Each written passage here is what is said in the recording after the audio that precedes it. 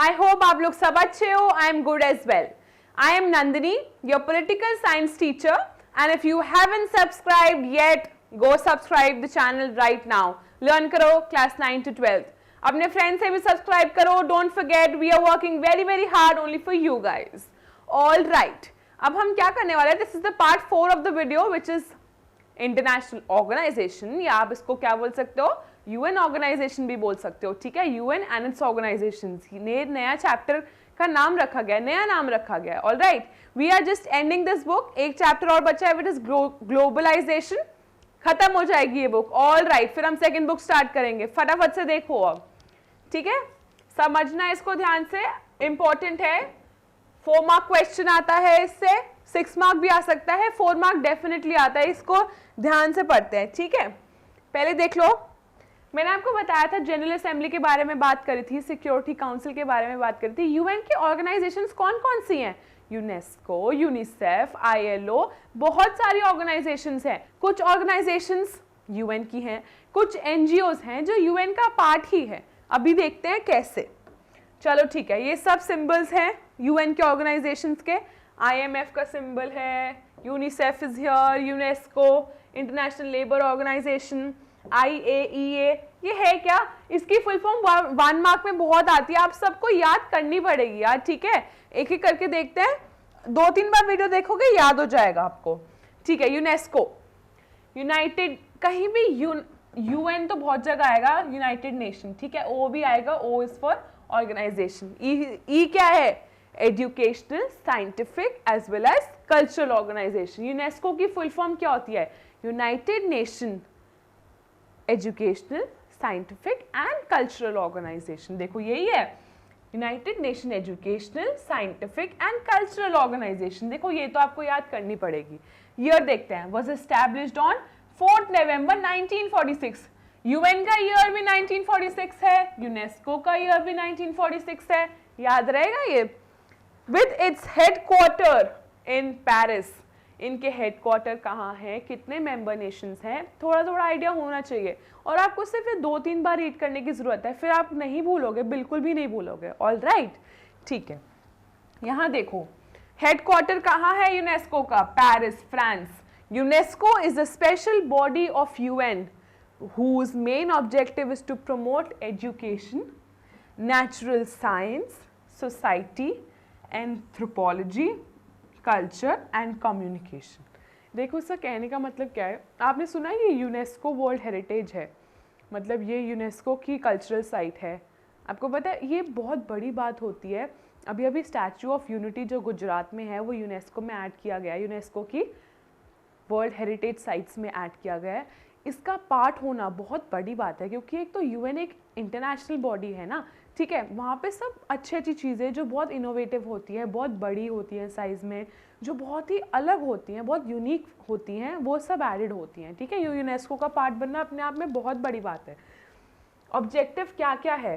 देखो, एजुकेशनल है तो of course promote education, natural science को करना, society, anthropology is the study of human beings. ठीक है, cultural as well as anthropology, मतलब जो एक ह्यूमन इवॉल्व जैसे हुआ है, इस एंथ्रोपोलॉजी वो होती है culture and communication, how you communicate, ये इंपॉर्टेंट है. ठीक है, during past several years the people work done by UNESCO has been to promote literacy. Education provide करना, लोगों को लिटरेट करना चाहते हैं वो. ठीक है, टेक्निकल असिस्टेंस प्रोवाइड करना as well as educational training.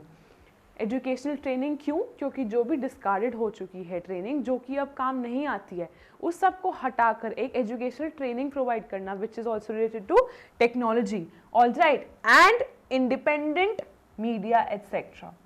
ये सब क्या है? ये सब है यूनेस्को के functions all across its member nations. इसके मेंबर नेशंस कौन है? जो 193 कंट्रीज जिसकी हम बात करते हैं. यूएन के मेंबर्स यही होते हैं ना, तो यूनेस्को में हर कोई जुड़ता जाता है. अब आपको पता है यूनेस्को किस किस ने क्विट कर दिया है? ये क्वेश्चन आ सकता है. UNESCO has been quit by 2 countries which is US as well as Israel.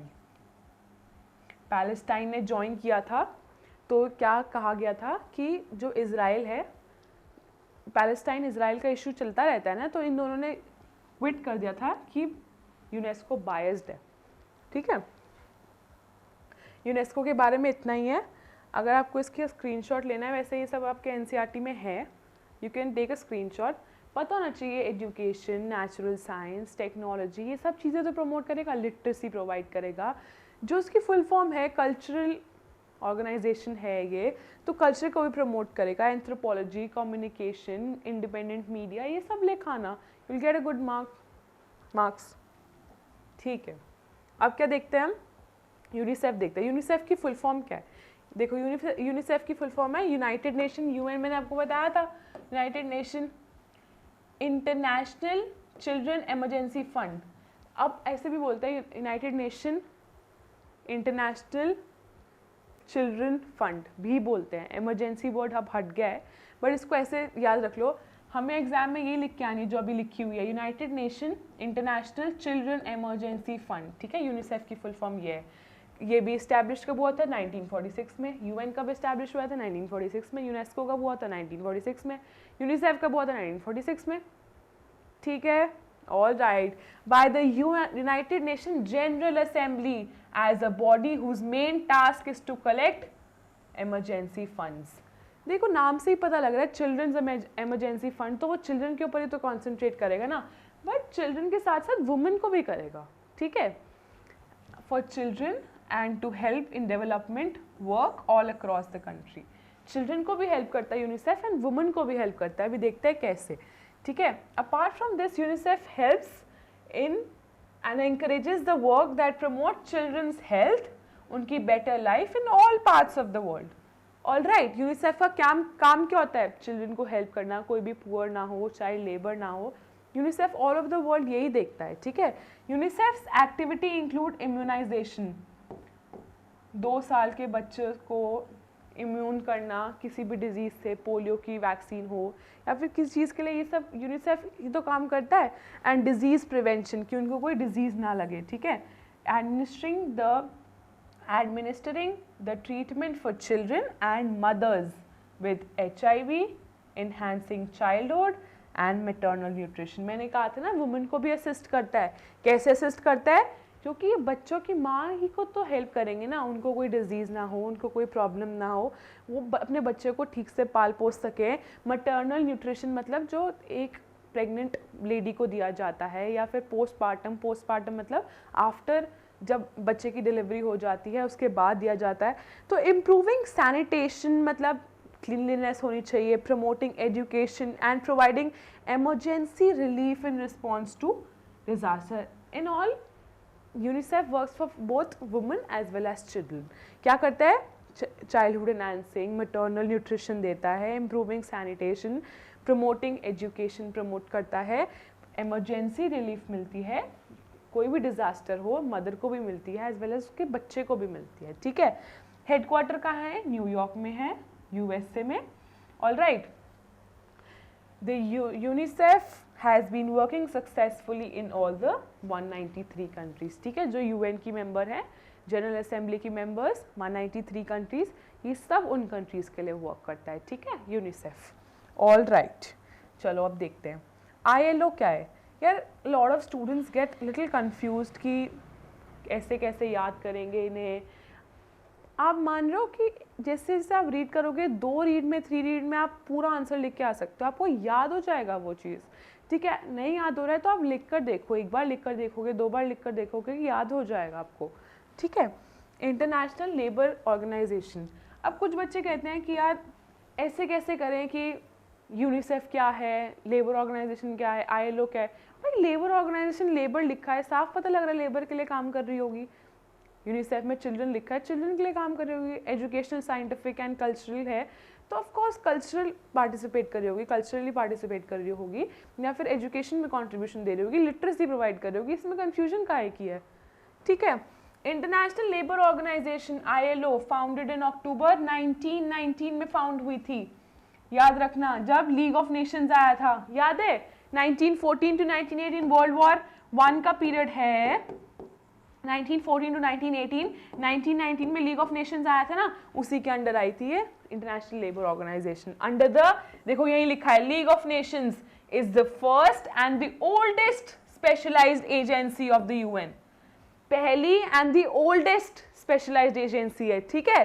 The ILO has 187 member states. ये 187 मेंबर स्टेट्स हैं ILO के, कुछ मेंबर्स नहीं होंगे ILO के पास, ठीक है, ये याद रखना कि 187 मेंबर्स हैं। All right, first and oldest क्यों है? 1919 में आई थी। 187 मेंबर्स है। हेडक्वार्टर कहाँ है? जिनीवा, स्विट्जरलैंड में है। It is a body of United Nation which aims to promote efficient condition of social justice and work for workers। एक तो वर्कर्स जहाँ भी हैं उनको सोशल जस्टिस प्रोवाइड होनी चाहिए, उनकी वर्किंग कंडीशंस ठीक होनी चाहिए, उनको काम मिलना चाहिए, अनएम्प्लॉयमेंट की कंडीशन नहीं होनी चाहिए। इंटरनेशनल लेबर ऑर्गेनाइजेशन का यही काम होता है, through international labour standards at the global level. एक स्टैंडर्ड मेंटेन रखते हैं वो लोग, एक पॉलिसीज होती हैं कि कोई भी लेबर भूखी ना रहे, ठीक है, उनको प्रॉपर, और वो जहां है एट पार रहे, पैरिटी रहे, एक इंडिफरेंस ना हो, इक्वालिटी रहे, ठीक है, at the global level. All right, यहां देखते हैं, इन एडिशन, इंडिफरेंस मतलब कि एक इक्वालिटी हो, मतलब इंडिफरेंस मतलब इक्वालिटी होता है, मतलब कोई डिफरेंस ना रहे उनके बीच में, ठीक है, कंफ्यूज मत होना, इंडिफरेंस मतलब इक्वालिटी होती है। In addition there is an incentive for women and male workers to engage in productive work and to create safety होनी चाहिए। एक तो मेल और फीमेल वर्कर्स के लिए इंसेंटिव्स भी होते हैं।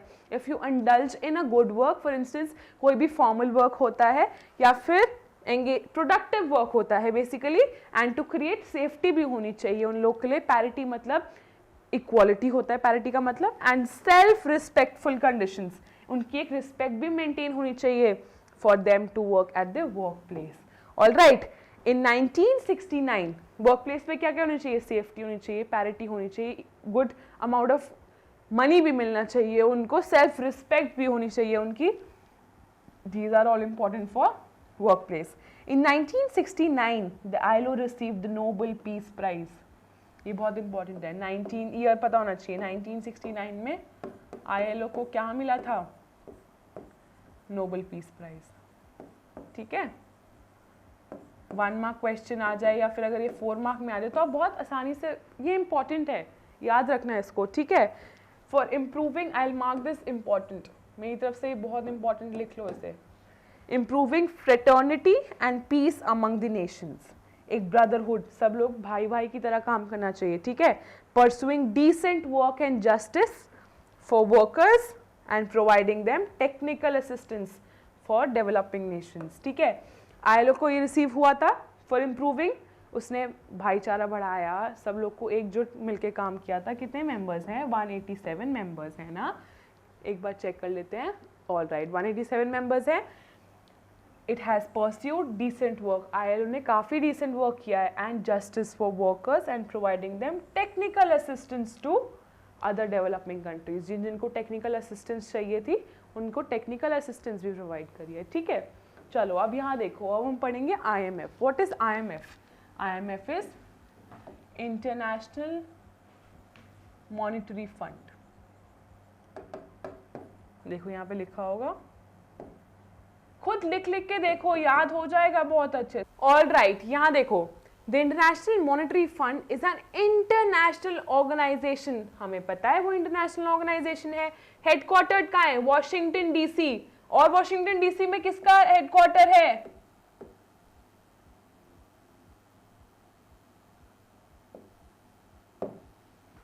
यूनाइटेड नेशन का हेडक्वार्टर कहाँ है? Washington DC। तभी UN सबको क्या लगता है? USA को फेवर मिलता है UN से, ठीक है। Consisting of 189 countries. अच्छा ठीक है, कोई कंफ्यूजन की बात नहीं है। 193 कंट्रीज है जनरल असेंबली की, 187 कंट्रीज है, हमने किसकी पढ़ी है ये? ILO की। 189 कंट्रीज किसकी है? IMF की, यूनिसेफ की। 193 कंट्रीज है, ठीक है, कोई कंफ्यूजन तो नहीं है। 189 कंट्रीज है IMF की, formed in 1944 at the Bretton Woods Conference। कहीं भी ये वर्ड लिखा दिख जाए ना, ये आपको UPSC वगैरह सब में यही आता है, आपको पता है। कहीं भी किसी भी चीज़ की कोचिंग ले लो, क्लैट की कोचिंग ले लो, किसी भी लॉ एग्जाम की ले लो, आगे जाकर जो करना चाहते हो कर लो, सब जगह यही आएगा। तुम याद करोगे अच्छा हमें बताया था ब्रेटन वुड्स कॉन्फ्रेंस, IMF का formation 1944। All right, it came into force with the formal existence in 1945 में इसकी फॉर्मल एग्जिस्टेंस हुई थी, ठीक है। UN कब आया था? 1946 में। तो IMF इसी का ही पार्ट बन गया था। इनिशियली कितने मेंबर्स थे? 29 मेंबर्स थे इनिशियली, थे कि नहीं थे? कितने बन गए अब? 180 एंड 9, ठीक है, 160 प्लस हो गए हैं। It overseas those financial institution, overseas मतलब लुक ओवर करता है फाइनेंशियल इंस्टीट्यूशंस को, and regulations that act at the international level. जो इंटरनेशनल लेवल के बैंक्स होते हैं उन सबको कौन रेगुलेट करता है? IMF रेगुलेट करता है।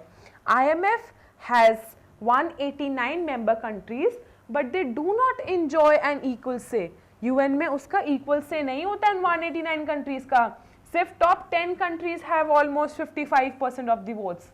इसका कहना क्या है कि कंट्रीज कितनी है? 189 मेंबर्स हैं। स्टार्ट किससे किया था फॉर्मल एग्जिस्टेंस? इन 1945 29 मेंबर्स से स्टार्ट किया, 189 मेंबर्स हैं अब, बट सबका इक्वल से नहीं है, सिर्फ टॉप 10 कंट्रीज है जिनका इक्वल से है, एंड दे हैव 55% वोट्स। बहुत बड़ा है। US alone has 17.4% of the voting rights, and if you talk about UN, तो USA का से है 22%। गूगल करके चेक करना एक बार if I am right or wrong, ठीक है। US alone has 17.4% rights of IMF। US तो सबको डोमिनेट करता ही है, आपको पता है। चलो ठीक है, वर्ल्ड बैंक के बारे में बात करते हैं। Created immediately after the end of second world war. हमें तो पता है सेकेंड वर्ल्ड वॉर कब खत्म हुई थी? 1945 में हुई थी खत्म। हाँ हुई थी। तो कब हुआ वर्ल्ड बैंक? 1945 में। World bank is an international financial institution that provides loans. हमें पता है, हर कोई भी आए लिख देना, it is an international organisation that does dash dash dash, क्योंकि हर कोई इंटरनेशनल ऑर्गेनाइजेशन तो है ही। वर्ल्ड बैंक है, फाइनेंशियल इंस्टीट्यूशन तो होगा ही, इतना तो याद रख सकते हो। That provides loan and grants to the governments of poorer countries for the purpose of pursuing capital projects. Capital projects कौन से होते हैं?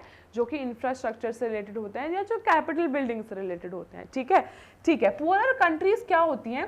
सिर्फ पुअरर कंट्रीज नहीं, जो डेवलपिंग कंट्रीज होती हैं उनको भी देता है। इट इज, अगर थोड़ा सा और जानना चाहते हो तो मैं बता रही हूँ, IDA and IBRD, international development association, international bank for reconstruction and development, ठीक है। ये दो बैंक्स होते हैं। IDA poorest of the countries को करती हैं, IBRD जो थोड़ी सी बेटर होती हैं या डेवलपिंग कंट्रीज होती हैं उनको असिस्ट करती है, सिर्फ पुअरर कंट्रीज को हेल्प नहीं करता है। It works for human development, agriculture and rural development, ठीक है। क्योंकि पुअर कंट्रीज किस पर रिलाई करती है सबसे ज़्यादा? एग्रीकल्चर और रूरल डेवलपमेंट पे। तो ये क्यों लोन और ग्रांट देती है कि तुम अपने एग्रीकल्चर और रूरल डेवलपमेंट को टेक्निकल कर दो या फिर टेक्नोलॉजी से रिलेटेड कर दो, जिससे कि तुम्हारी अर्निंग बढ़ जाए। एनवायरनमेंट की प्रोटेक्शन करो, इंफ्रास्ट्रक्चर मैंने बताया, एंड गवर्नेंस किस किस पे काम करती है? एग्रीकल्चर एंड रूरल डेवलपमेंट पे करती है, इंडस्ट्रियल पे करती है, इंफ्रास्ट्रक्चर पे करती है, गवर्नेंस करती है, ह्यूमन की डेवलपमेंट, एनवायरनमेंट की पोल्यूशन रोकने के लिए, प्रोटेक्शन करने के लिए करती है। In this way, it exercises enormous influence on the economic policies. क्योंकि वो इन सब चीज़ों को डील करती है डेवलपिंग कंट्रीज। डेवलपिंग कंट्रीज को तो पुअर कंट्रीज ही बोलते हैं ना, ठीक है। Economic policies of the developing countries पे बहुत बड़ा स्टेक रखती है world bank. All right, but ना, अच्छा ठीक है, ये पॉइंट तो मैं बता ही देती हूँ। पहले बताती हूँ कि इंडिया जैसी कंट्री को जैसे लोन लेना हो ना वर्ल्ड बैंक से, तो बहुत सारे डॉक्यूमेंट्री चीज़ें होती हैं या फिर बहुत लॉन्ग प्रोसेस है, तभी कभी भी वर्ल्ड बैंक से इतना इजीली लोन मिल नहीं पाता है, बहुत टाइम लग जाता है। It is often criticised for setting the economic agenda of the poorer nation, attaching stringent condition to the loans. ये मैंने आपको बताया, स्ट्रिंजेंट मतलब होता है, रुक जाओ, स्ट्रिंजेंट मतलब क्या होता है? स्ट्रिंजेंट मतलब those are very very strict conditions, ठीक है। Stringent law, stringent conditions to the loans and forcing market reforms। समझ आ रहा है? वर्ल्ड बैंक ये गेम प्ले करती है। कहने को तो वो हेल्प करने के लिए है, बट वो क्या करती है, इतनी स्ट्रिंजेंट कंडीशंस रखती है कि मार्केट रिफॉर्म्स भी चेंज हो जाती हैं, फोर्स हो जाते हैं ऐसे मार्केट रिफॉर्म्स, ठीक है। चलो नेक्स्ट देखते हैं, world trade organization. World trade organization is an intergovernmental, मतलब that exist among the governments, ठीक है। इंटर गवर्नमेंटल होती है वर्ल्ड ट्रेड ऑर्गेनाइजेशन, ये बात याद रखना, इंटर गवर्नमेंटल जरूर लिख के आना एग्जाम में, अगर वर्ल्ड ट्रेड ऑर्गेनाइजेशन का आए तो। WTO बोलते हैं इसको, यहाँ लिखा है देखो, is an intergovernmental organization that is concerned with the regular of international trade between nations. Trade organisation है, ऑफ कोर्स ट्रेड रेगुलेट ही तो करेगी between countries. The WTO officially commenced on 1995। उससे पहले क्या था, general agreement on trade and, GATT लिखा हुआ है कहीं, tariffs and trade, general agreement on tariffs and trade बोलते थे, उससे पहले गैट था जो 1948 में आया था, ठीक है, कंफ्यूज मत हो। WTO which is world trade organisation successor है गैट का। General agreement on tariffs and trade 1948 में आया था, उसको टेक ओवर किसने किया है, वर्ल्ड ट्रेड ऑर्गेनाइजेशन ने किया है 1995 में, ठीक है, बस यही लिखा है। It is the largest international economic organisation in the world, ये सबसे लार्जेस्ट है इंटरनेशनल इकोनॉमिक ऑर्गेनाइजेशन जो कि ट्रेड रेगुलेट करती है। डिसीजंस आर टेकन यूनानिमसली, मतलब सब मिलजुल के डिसीजन लेते हैं, but the major economic powers like US, हमें पता है, उसके बाद EU which is European union and Japan have managed to influence the WTO। क्यों, क्योंकि ये सबसे बड़ी पावर्स हैं, आपको पता है ना, यूरोपियन यूनियन कितना बड़ा है, सेकंड टू US है, ठीक है, आपके NCERT में फर्स्ट इसलिए लिखा है क्योंकि थोड़ी आउटडेटेड है, बट यूरोपियन यूनियन अब सेकंड नंबर पे है, US उससे ऊपर है in terms of GDP and economy की बात कर रहे हैं। तो to influence the WTO to make rules of trade to advance their own interest, इसका कहने का मतलब ये है क्योंकि ये मेजर कंट्रीज हैं, ये लोग क्या करते हैं, इन्फ्लुएंस करने की कोशिश करती हैं WTO को कि वो अपनी पॉलिसी ऐसे बनाए जो कि उन कंट्रीज के बेनिफिट में हो, उनकी इंटरेस्ट में हो, उनको इन्फ्लुएंशियल पॉलिसीज बनाती हैं कि उनकी कंट्री एट हायर स्टेक हो, ठीक है। The developing countries have often complained about the non-transparent position। Developing country कौन सी, India is a developing country, India complain करती हैं ऐसी countries that there is a non transparent, बताया नहीं जाता अंदर क्या हो रहा है, ठीक है, बस जो हो रहा है सो हो रहा है, and have been pushed by the big pass, कि इसको सब कोई कौन कंट्रोल कर रहा है, सिर्फ और सिर्फ बड़ी कंट्रीज कंट्रोल कर रही है। बड़ी कंट्रीज कौन कौन सी, US, EU, जापान, जो कि इवॉल्विंग कंट्रीज है, बिग इकोनॉमिक पावर्स हैं, ठीक है। चलो अब ये देखो,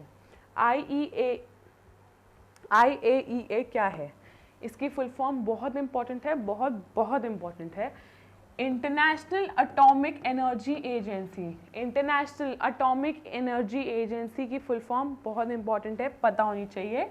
इज एन इंटरनेशनल ऑर्गेनाइजेशन, हर एक में लिखा हुआ है, नया क्या है, that seeks to promote the peaceful use of nuclear energy।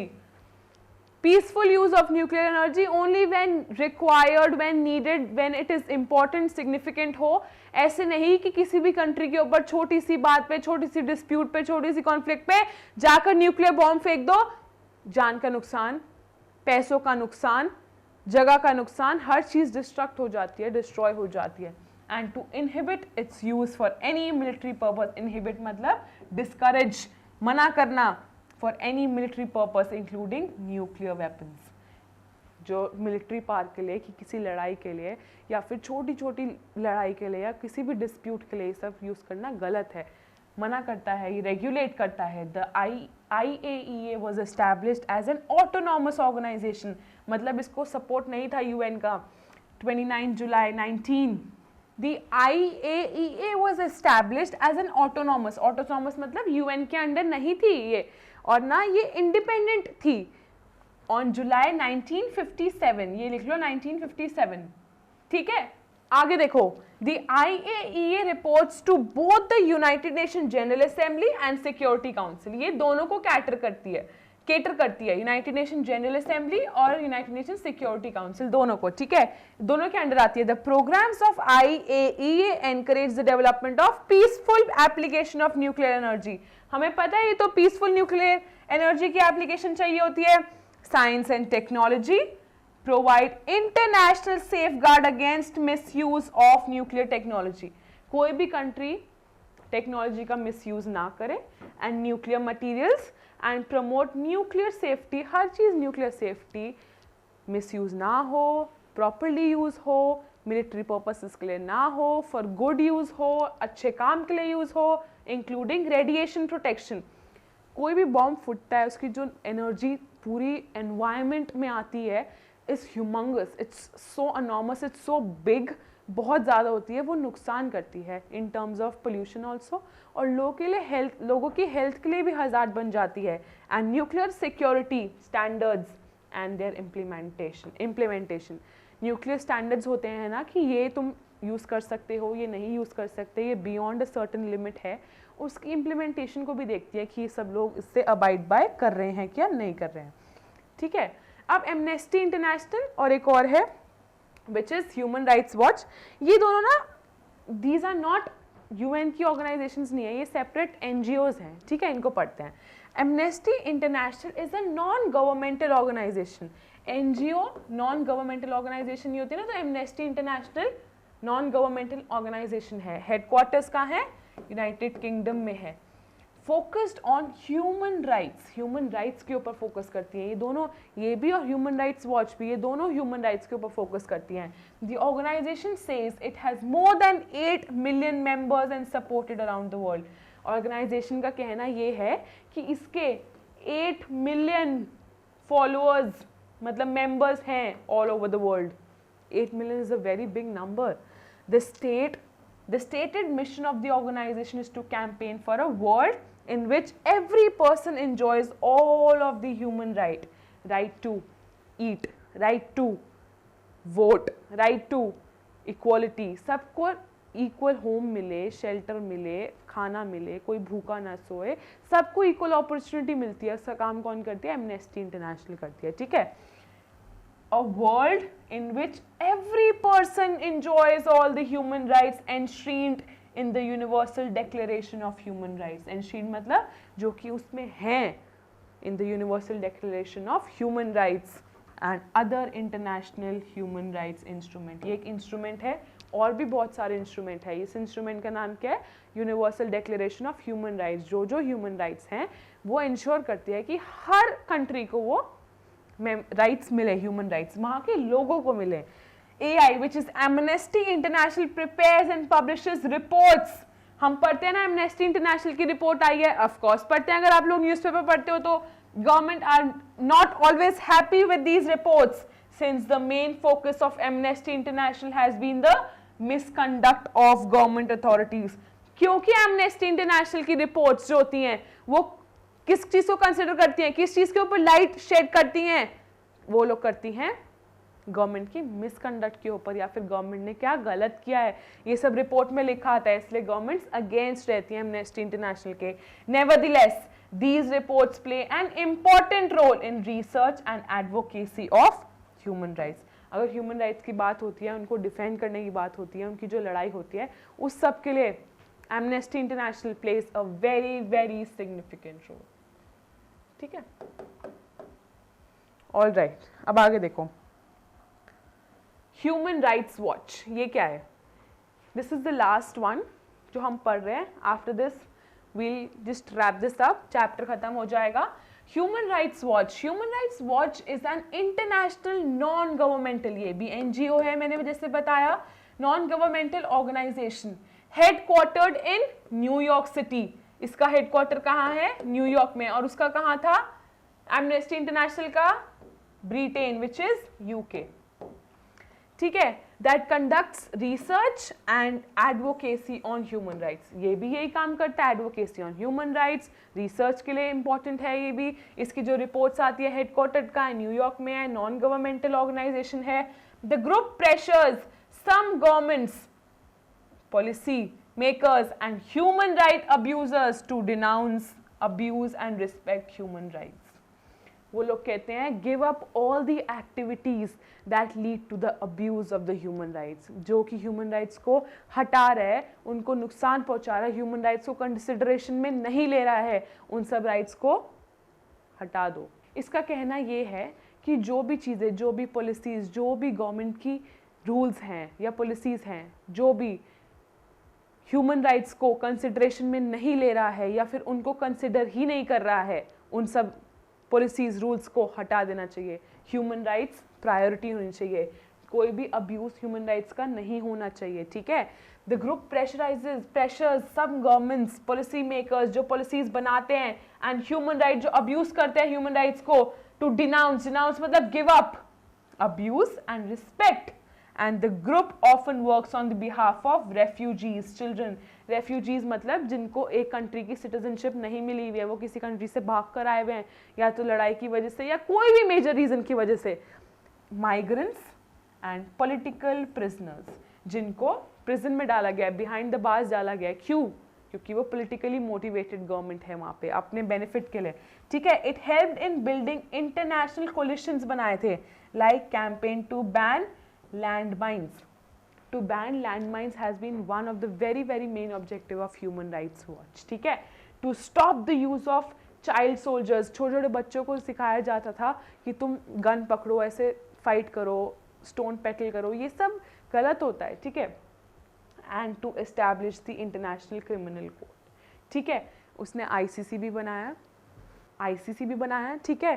Land mines को बैन करने की बात हो रही थी, चिल्ड्रन का अब्यूज़ नहीं होना चाहिए, उनको सोल्जर्स नहीं बना देना चाहिए छोटी सी एज में, इन सब चीज़ों के लिए ह्यूमन राइट वॉच काम करती थी, ठीक है। मेन पर्पस क्या था?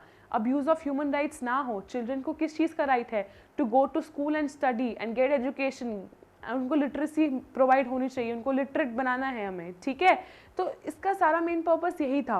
ऑल्सो वो इंटरनेशनल कोलिशंस के साथ भी वर्क करता था। इंटरनेशनल क्रिमिनल कोर्ट की अगर बात करें तो Human rights Watch into frame आया था, ठीक है। ये सब पॉइंट्स याद रखना। And with this I end this chapter, end हो रहे हैं यहाँ पे international organisation. We are left with one chapter which is globalisation and we call it an end of the book. इसके बाद अभी नहीं, एक चैप्टर रह रहा है। या मेरे सर ना एक बात बहुत अच्छी बोलते थे कि हम लोग ना वेट करते हैं ये कब ख़त्म होगा, ये कब ख़त्म होगा। फॉर इंस्टेंस हम लोग क्लासेस जाते हैं तो हम वेट करते हैं, अभी की टिकिंग, मतलब हम टिकिंग ऑफ द वॉच देखते रहते हैं कब ये ख़त्म होने वाला है, 1 घंटा। बट वेरी इंपॉर्टेंट यार, 1 घंटा तो हर रोज़ ही ख़त्म होगा, 4 के 5 बजेंगे ही, 5 के 6 भी बज जाएंगे। But what is important is वो जो तुमने 1 घंटे में क्या सीखा है, तुमने क्या लर्निंग रखी है, जो पढ़ाया जा रहा है तुम्हें वो समझ आ रहा है, ये तुम्हें कितना काम आने वाला है, तुम्हारे बोर्ड्स में इतना अच्छा स्कोर करने वाले हो। तो वो मुझे उन सर की बात बहुत याद आती है। तो आप लोग को भी यार देखना चाहिए कि टाइम तो होगा ही, ये वीडियो भी ख़त्म होगी, बट आप क्या अच्छे से पढ़ रहे हो, आपको बोर्ड्स के लिए इतना पढ़ रहे हो यार, हमेशा की बात रह जाएगी 12th के अच्छे मार्क्स, ठीक है। चलो ठीक है, I am not giving any lecture, बस मैं एक बार बता रही थी, मेरा चैप्टर यहाँ ख़त्म हो गया है। You all have to take care, be safe, next chapter will be coming up very soon. After that we'll call an end. I hope मैंने इस चैप्टर को जस्टिस दिया है। Also I want to tell you, learn करो, the live learning app download करो, इसको app store पे है, एंड्रॉयड एप्लीकेशन है, और आप लोग इसे डाउनलोड करोगे ना, 1 mark question, 2 mark, 4 mark MCQ सब है उसमें, सब, everything, even hand written notes भी हैं, आपको डाउनलोड कर लेना चाहिए। It will prove you very good. Humanities के बच्चों के लिए हम लोग बहुत मेहनत कर रहे हैं, बिकॉज आई बिलीव कभी कभी ह्यूमैनिटीज़ के स्टूडेंट्स लेफ्ट आउट रह जाते हैं, ठीक है।